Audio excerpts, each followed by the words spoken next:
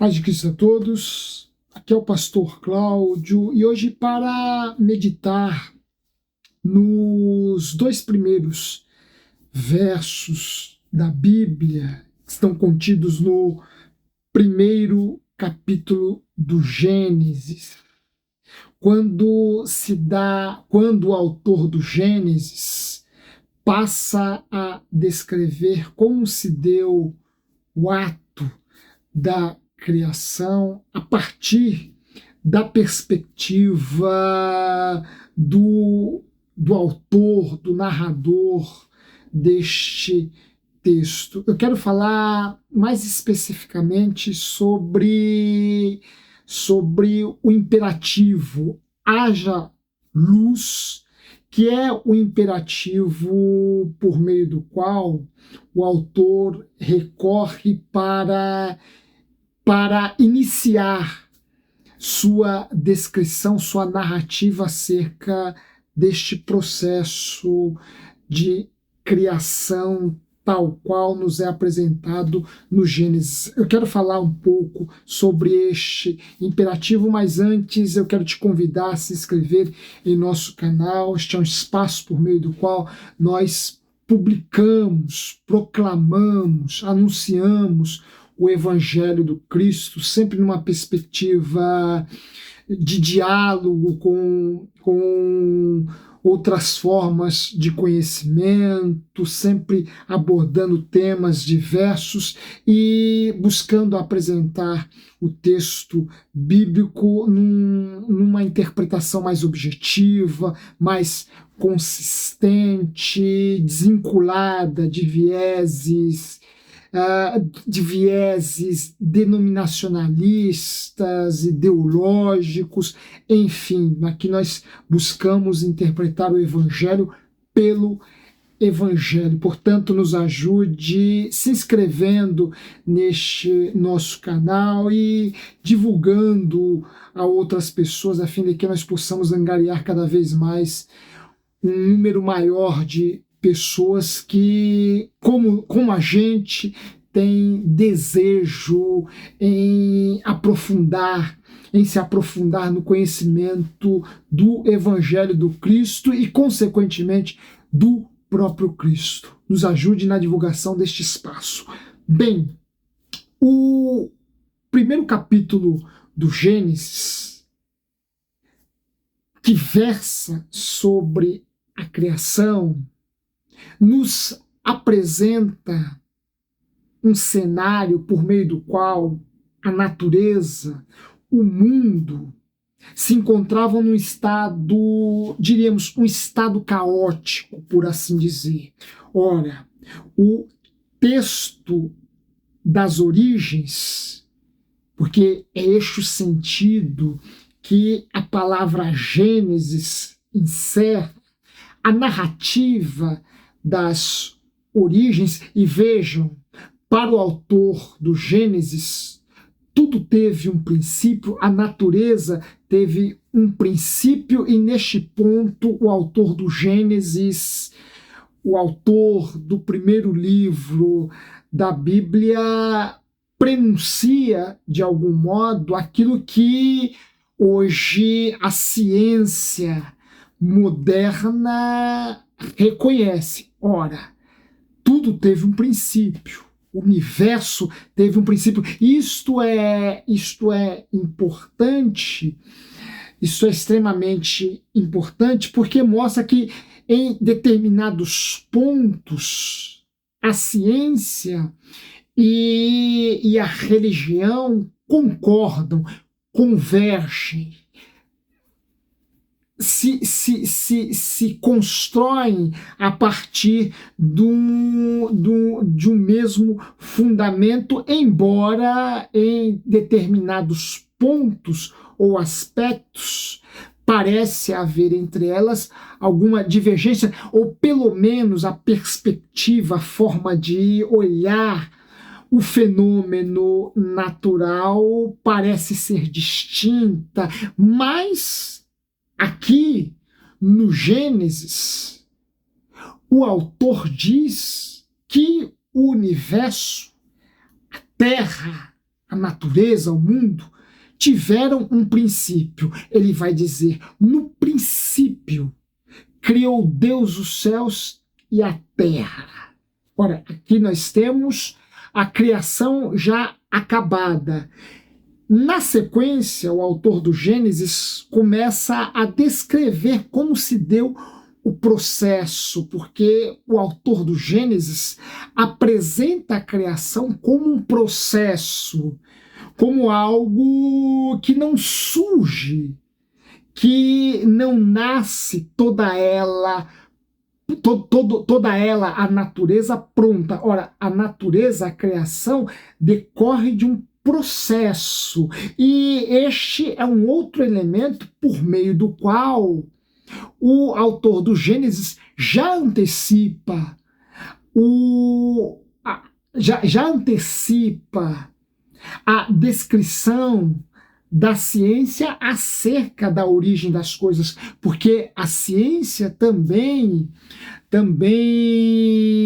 parte do pressuposto de que as coisas surgiram a partir de um processo, a partir de um desdobramento. Ora, tudo o que nós conhecemos, e até mesmo aquilo que ignoramos, não nasceu de forma, num ato imediato, não surgiu, tudo não surgiu a partir de um mesmo ato, mas as coisas surgiram a partir de um longo processo. O autor do livro do Gênesis também narra a origem das coisas a partir de um grande processo. Ora, neste processo, a Terra, em seu estado mais original, nos é colocada, nos é apresentada como algo informe.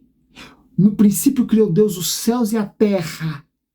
Esta é a síntese, é o resumo de toda a criação.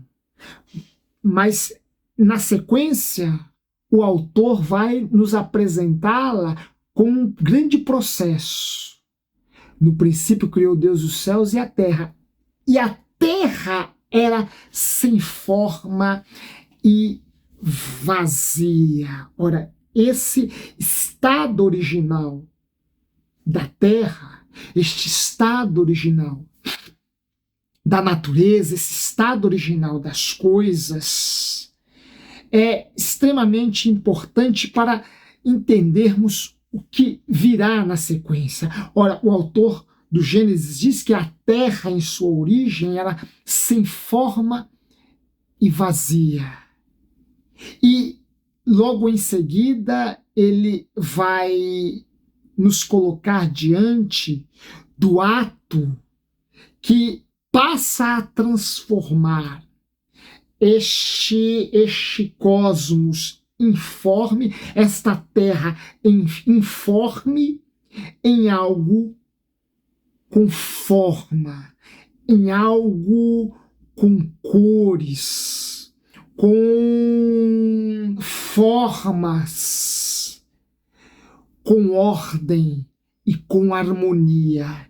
E o que dá início a este processo que vai transformar a terra informe e caótica num lugar cheio de cores, formas, viço e vida, o que dá à terra esta forma exuberante, tirando-a de seu estado caótico para transformá-la em algo harmonioso, perfeito e acabado, é a palavra divina. Ora, a terra era sem forma e vazia, e havia águas sobre a face da terra, e um vento que sobre ela pairava. E disse Deus: haja luz, fiat lux, haja luz, e houve luz. Ora, o que marca o início do processo criador de Deus é a palavra, é o imperativo, haja. É a palavra que dá origem, que inicia este processo que irá culminar na terra plena e bela, perfeita e acabada, no paraíso, no Éden, jardim de delícias, onde o primeiro casal habitava. Tudo isso começa com a palavra. Disse Deus, haja. Ora, haja, e haja o quê? Haja luz. Ora, dois elementos aqui me chamam a atenção, e os dois elementos têm uma grande importância estética, uma grande importância artística. A luz e o som. Porque a palavra é um fenômeno sonoro. A palavra é um fenômeno musical. Disse Deus, haja o quê? Luz. Há aqui dois elementos extremamente importantes. As artes, principalmente as artes pictóricas e as artes, ou a arte musical. A luz e o som. A luz e a palavra. A luz e o elemento sonoro, musicado. O haja. Haja luz. Ora, a luz, nós sabemos de sua importância para as artes pictóricas, as artes plásticas. Embora esta linguagem estética, esta linguagem artística não tenha sido uma linguagem cultivada pelo homem judeu, nós já sabemos das proibições que o Pentateuco faz a toda representação imagética, seja da divindade, seja de Deus, seja daquilo que povoa os céus, daquilo que povoa a terra ou daquilo que povoa o mar. Ora, ao homem judeu é proibida toda representação pictórica, artística. Ora, esta proibição só será superada pelo cristianismo.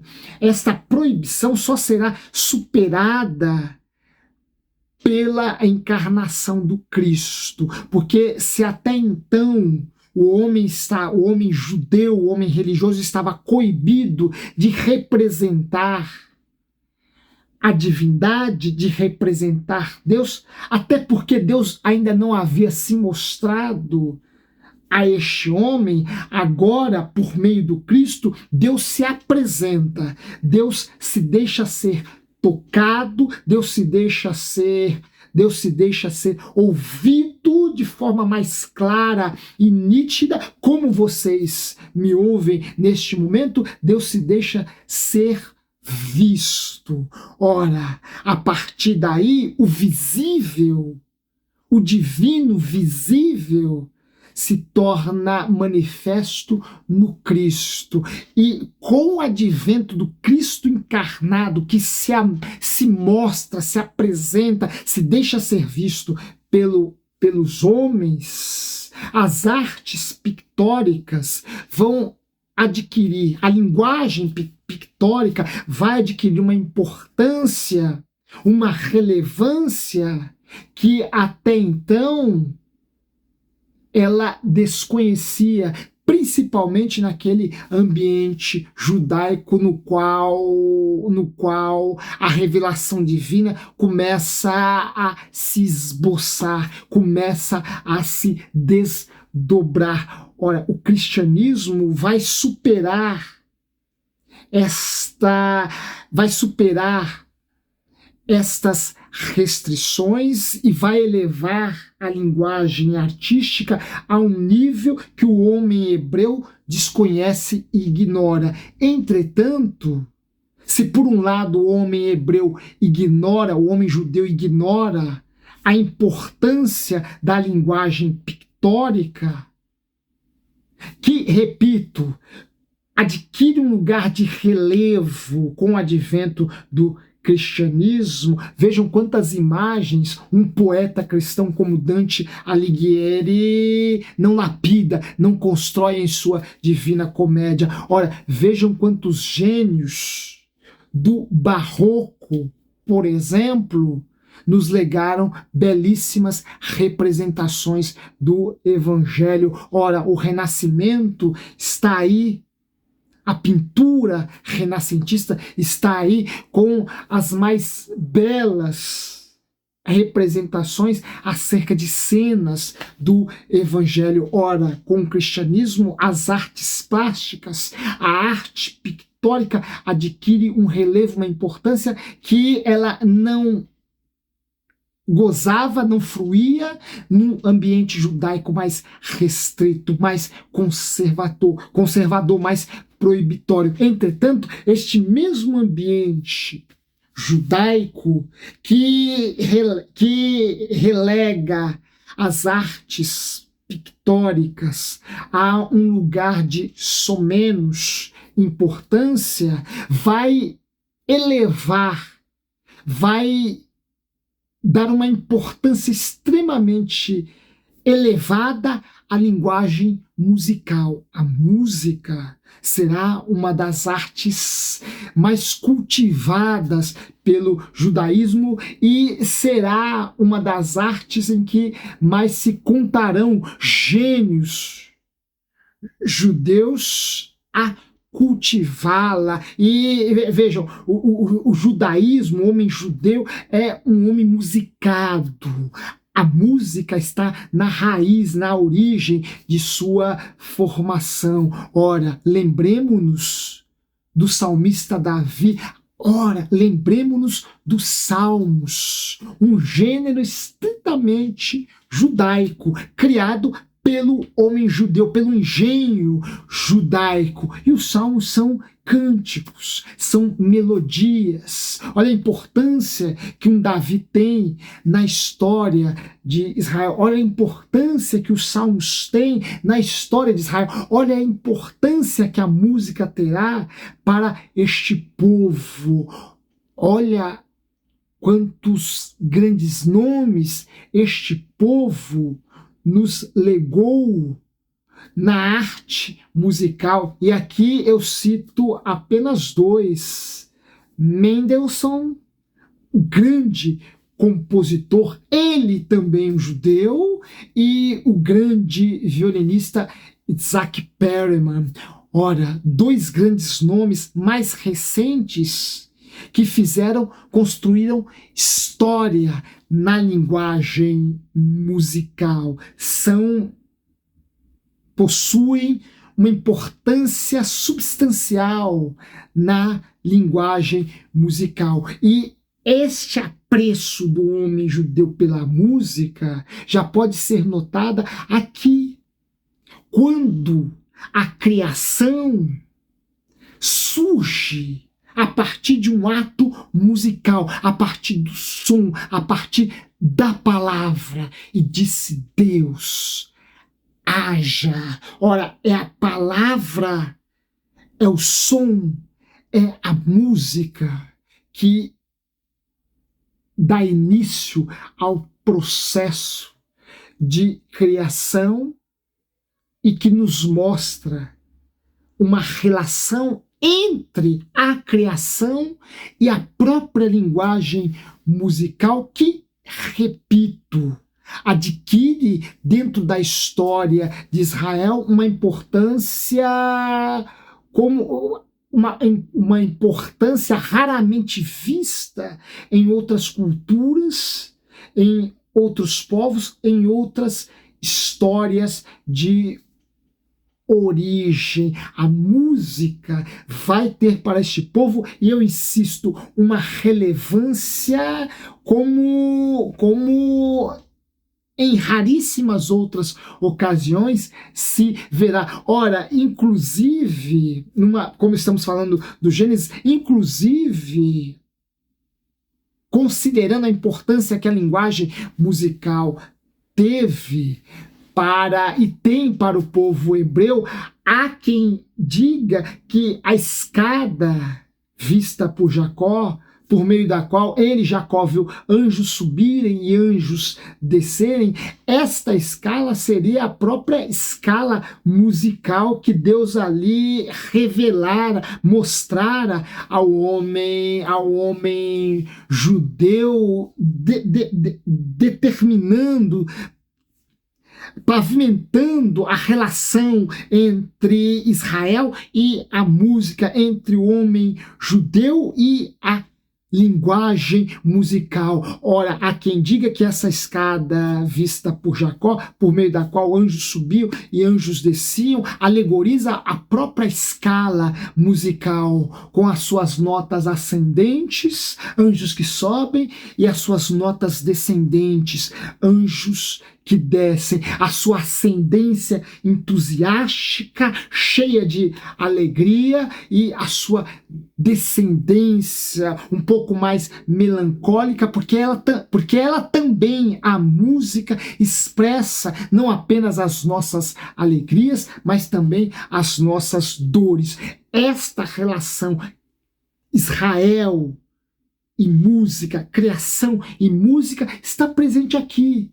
Quando o autor do Gênesis diz que todas as coisas passam a assumir a sua forma por meio da palavra dita, por meio do som, por meio do fenômeno sonoro e musical. Ora, e disse Deus: haja luz, e a terra, que até então era informe, passa a adquirir os seus contornos. E aqui é bom considerarmos que antes deste imperativo haja, o que nós temos diante de nós é o silêncio.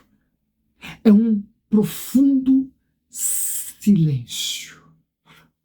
É justamente a palavra de Deus, a palavra divina, o imperativo divino, em seu ato criador, que rompe o silêncio, traz do nada tudo, e em sua expressão mais formosa e harmoniosa. Antes deste haja luz, o que havia era um profundo silêncio. O que havia era praticamente o nada, o inexistente. Mas este silêncio não se tornou absoluto, este silêncio não se tornou eterno, este silêncio teve o seu limite, o seu término, no momento em que Deus diz: haja luz.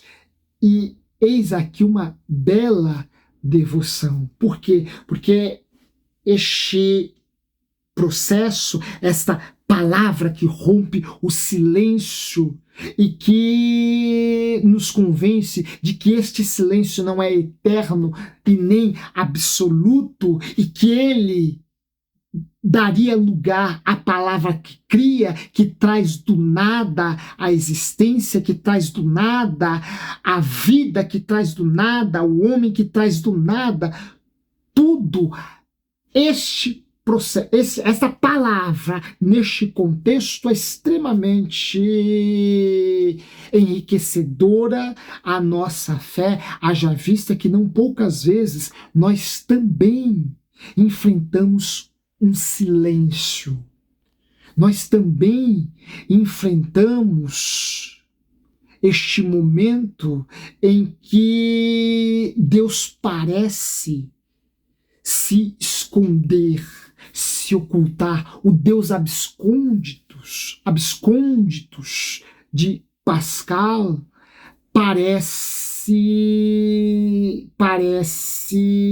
nos negar a sua presença, nos negar o seu amor, nos negar a sua providência, nos negar a sua intervenção, nos negar a sua ação, nos negar a sua graça. Ora, em não poucos momentos, nós também suportamos este silêncio divino. O próprio Cristo no alto da cruz vai suportá-lo a ponto de ele também, Jesus, no alto da sua dor, no alto do seu sofrimento, naquele patíbulo, evocando um salmo, portanto um cântico, clamar dizendo: Eli, Eli, lama sabachthani, Deus meu, por que me desamparaste?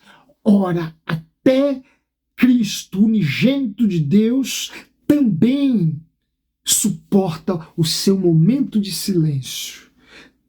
Aliás, também suporta um momento em que o silêncio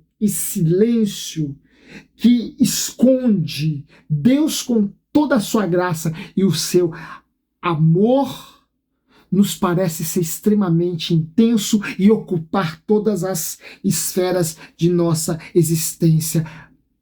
Porém, voltemos ao Gênesis. Este silêncio não é absoluto, este silêncio não é eterno. A ele se segue a palavra criadora que rompe o silêncio e que nos coloca diante não apenas de uma sonoridade divina, mas uma sonoridade que tem o poder de transformar algo que é caótico e vazio naquilo que é pleno, belo, vistoso, viçoso, cheio de formas, cheio de cores, cheio de vida. Ora, eis aqui uma palavra, uma mensagem que nos consola, a mensagem que nós aprendemos do Gênesis, que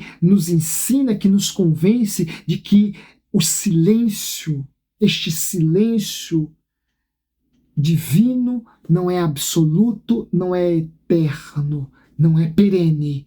A ele se segue uma palavra que produz vida, uma palavra que produz forma, uma palavra que produz cores, uma palavra que produz harmonia e perfeição.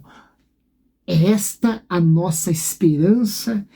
É sobre isto que se alicerça a nossa fé quando nós também vivemos determinadas situações em que Deus parece se esconder, em que sua voz não nos parece nada audível e Deus parece estar atrás de um silêncio que nos angustia, de um silêncio que nos perturba, de um silêncio que nos abala. Mas este silêncio, repito, é transitório, é passageiro, ele não é eterno e nem absoluto. Em breve ele será rompido, se não foi ainda, ele será rompido por uma palavra musicada, por uma palavra ativa, por um imperativo que produz vida, que produz beleza, que produz harmonia, que produz formas e cores, onde até então tudo parecia se imergir no informe, no caótico, no desolador. Para além deste estado, cultivemos nisso a nossa esperança. A palavra de Deus que ao seu tempo se tornará um imperativo em nossa vida e aquele nosso estado caótico vai encontrar o seu rumo na história, o seu rumo certo a ser seguido por uma estrada com uma diversidade de sons uma diversidade de cores e formas que tornarão certamente mais amena a nossa existência. O caos, o silêncio e o informe não são absolutos, não são eternos, são passageiros. Para além deles, segue-se a eles a palavra que cria e que produz vida e vida em abundância. Que Deus abençoe a todos vocês. Um forte abraço. Não deixem de deixar o seu like se você gostou desta mensagem e divulgue este espaço a outras pessoas. Que Deus te abençoe, que Deus lhes abençoe e até a próxima.